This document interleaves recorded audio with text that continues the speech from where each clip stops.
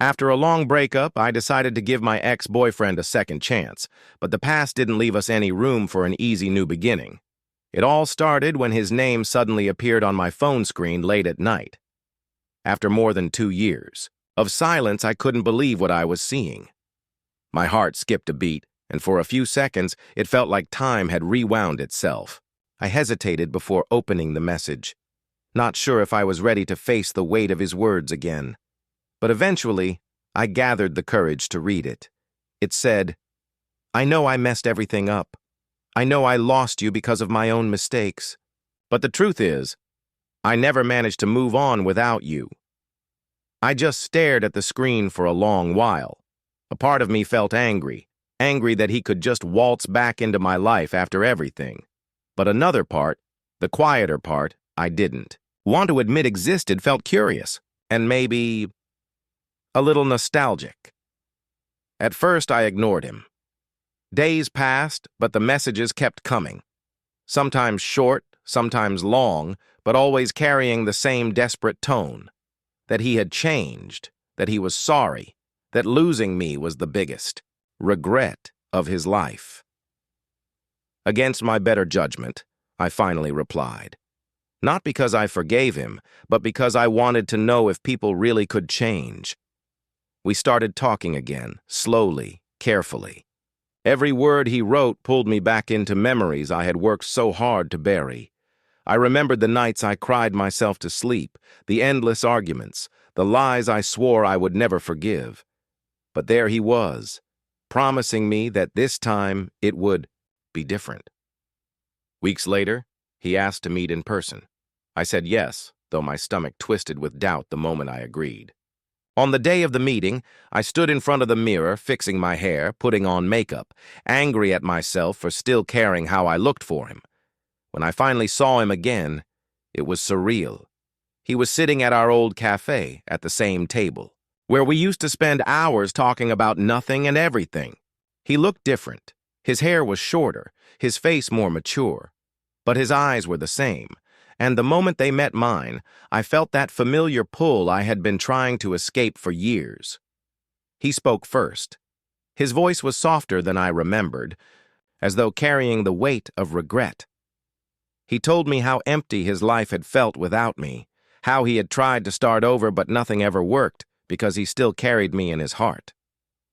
I listened, silent, my fingers wrapped tightly around the coffee cup as if it could anchor me to reality.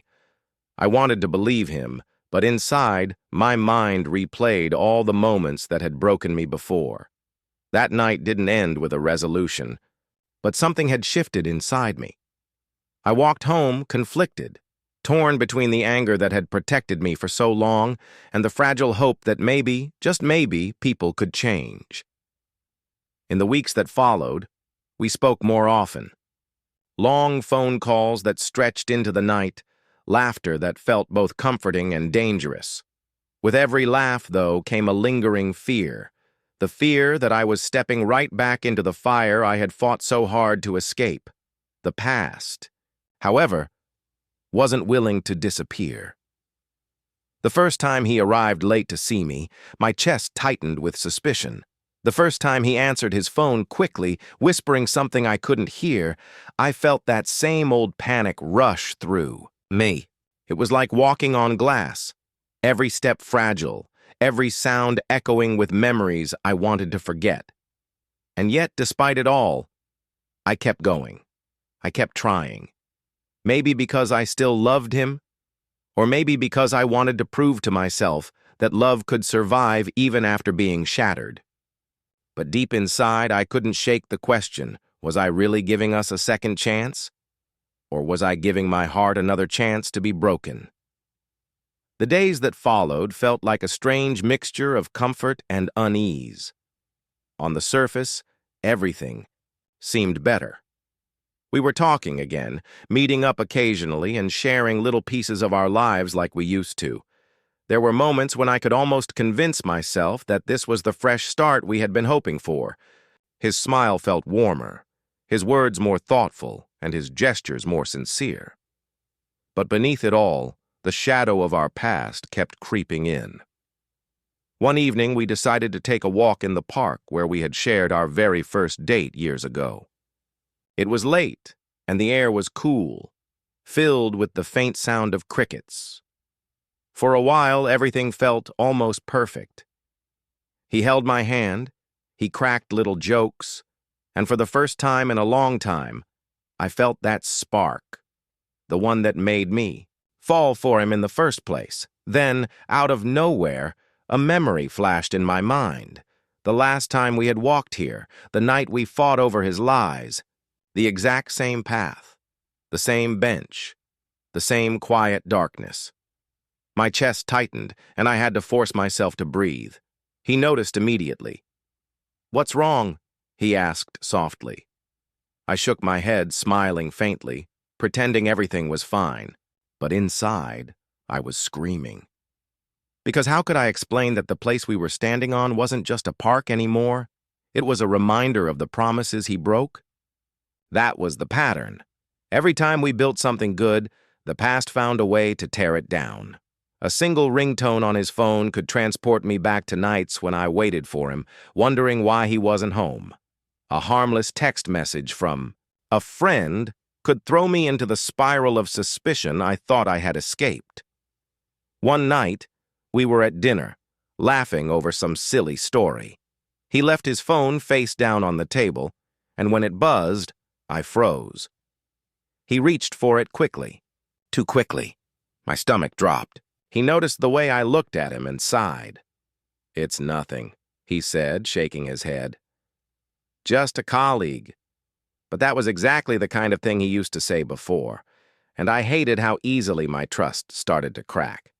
I wanted to believe him, but it felt like my heart had built walls I couldn't tear down, no matter how much I tried. And yet, I didn't walk away. Instead, I found myself clinging to the little moments that felt real.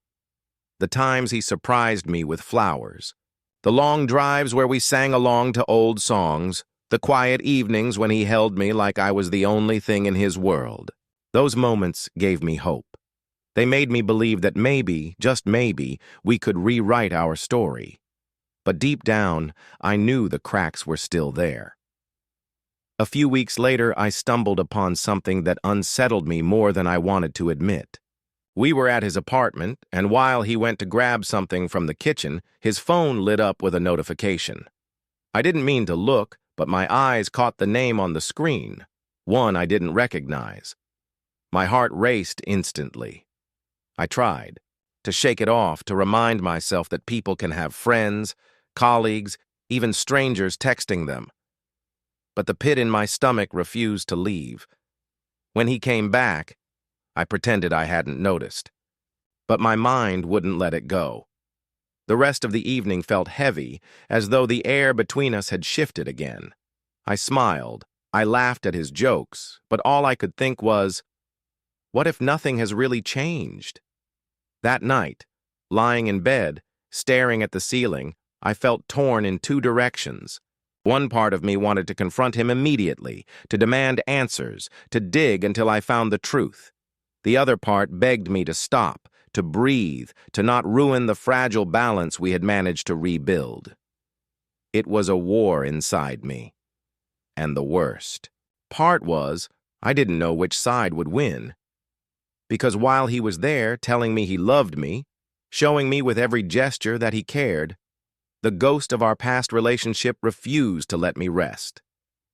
It was always there, watching, whispering, waiting for the moment to remind me of the scars I still carried. And as much as I wanted to believe we were building something new, the truth was unavoidable. We were still haunted. It didn't take long before the truth revealed itself. One evening, I finally gathered the courage to ask him about the messages, about the things that had been eating away at my trust. At first, he denied it, his words soft, his eyes pleading. But when I pressed harder, the cracks appeared. The silence that followed was louder than any argument we'd ever had. In that moment, I realized something painful but undeniable. Love alone wasn't enough. We could try to patch the past, we could try to pretend things had changed, But deep inside, the wounds had never healed, so I stood up, whispered goodbye for the last time, and walked away. This time, I didn't look back. And so our story comes to an end today. But in the world of Mac's fables, every tale carries a lesson and leaves an impact. If you enjoyed the story, don't forget to hit the like button, subscribe to the channel, and activate the bell so you won't miss our upcoming tales. Here, where stories come to life.